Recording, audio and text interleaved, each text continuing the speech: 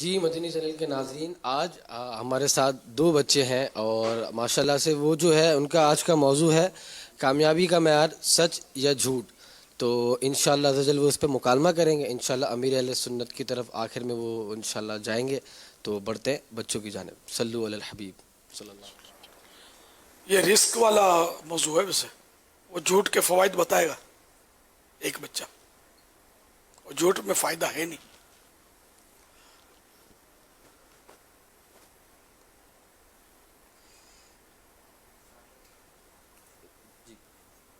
السلام علیکم ورحمۃ اللہ وبرکاتہ.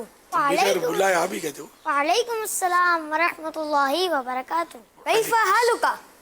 انا بخیر الحمد للہ رب العالمین. آپ سنائیں کیسے مزاج ہیں؟ اللہ کریم کو بہت شکر ہے. ایان بھائی ایک بات تو بتائیں. جی شابان بھائی پوچھے.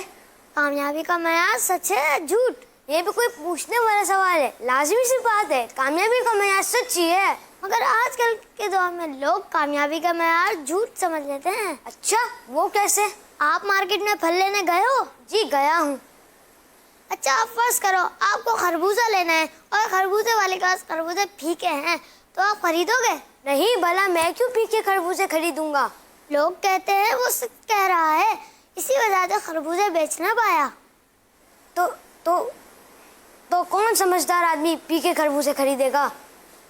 اچھا آپ فرض کرو اسی جگہ پر ایک اور خربوزے والا ہے. وہ آپ سے کہہ رہا ہے بھائی خربوزے لے لو یہ چینی کی طرح میٹھے ہیں. اب آپ لوگے؟ جب وہ کہہ رہا ہے کہ خربوزے میٹھے ہیں تو میں لے لوں گا. مگر یہ دونوں ٹھیلے والے ایک ہی جگہ سے خربوزہ لا رہے ہیں. یعنی دوسرے والے نے آپ سے جھوٹ کہا وہ کامیاب ہو گیا اور سچ بولنے والا ناکام رہ گیا. یہ کامیاب نہیں ہوا یہ ناکام ہو گیا. مگر وہ کیسے؟ اس نے دھوکہ دیا اور اللہ کے نبی صلی اللہ علیہ وسلم نے فرمایا جو دھوکہ دے وہ ہم میں سے نہیں. آپ درست کہہ رہے ہیں ایان بھائی. اب یہ تو کوئی سوچتا بھی نہیں ہے. ہمارے یہاں کامیابی کا معیار جھوٹ بن چکا ہے. بالکل ایسا ہی ہے. اب یہ بات تو طے ہونی چاہیے کہ کامیابی کا معیار سچ ہی ہے. ٹھیک پھر ہم امیر اہل سنت کی بارگاہ میں چلتے ہیں اور ان سے پوچھتے ہیں. ہاں یہ تو بہت اچھا ہی ہو جائے گا. یہ دونوں جو مکالمہ کیا نا انہوں نے یہ لوگوں کی سمجھو کہ وہ ذہنیت انہوں نے پیش کی اپنے طور پر سچ جھوٹ کا ان کا مطلب بولنا جو ہے نا وہ ہم سب کی تربیت کے لیے. اب جیسے وہ اس کو پوچھا کہ تم کبھی پھل لینے گئے ہو؟ انہوں نے ہاں کہا. مجھے تو یہاں بھی پیدا ہوا کہ ذہن میں کہ یہ کہاں لینے گئے ہوں گے. امی لاتی ہوئی ابو لاتے ہوں گے. تو بہرحال یہ کہ وہ ہم نے تو زمانے سے سنا ہوا ہے سانچ کو آنچ نہیں. سچ میں ہی مطلب کامیابی ہے. جھوٹ میں بظاہر جو ہے نا یہ ایسا لگتا ہے کہ فائدہ ہو گیا. اچھا ہم مسلمان ہیں ہمارا اللہ پر ایمان ہے نا. جھوٹ سچ بولا خربوزہ نہیں بکا ٹھیک ہے نا.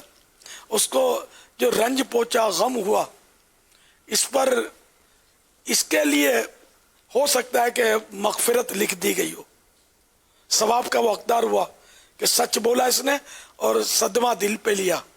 تو اس کا جو آخرت میں اس کو فائدہ ملے گا سچ بولنے والے کو. وہ اس خربوزہ بکنے سے بھی زیادہ نفع ہے وہ. اچھا جس نے جھوٹ بولا چینی کی طرح میٹھا تو اور تھا خربوزہ پھیکا تو اب اس کو ظاہری طور پر تو چند سکے 2-5 روپے 10 روپے کا پروفٹ ہو گیا نفع ہو گیا. لیکن جب اس کا عذاب یہ دیکھے گا تو پھر یہ نہیں پچھتائے گا کہ میں یہ خربوزے جھوٹ بول کر نہ بیچتا تو یہ اچھا تھا. یہ تو میں تو پھنس گیا. یہی خربوزہ یا یہی رقم آگ بن گئی اور مرنے کے بعد اس کے کفن میں آگ لگ گئی تو یہ کیا کرے گا. تو بہرحال یہ کہ دنیا میں بھی آخرت میں بھی جھوٹ جو ہے نا یہ نقصان دہ.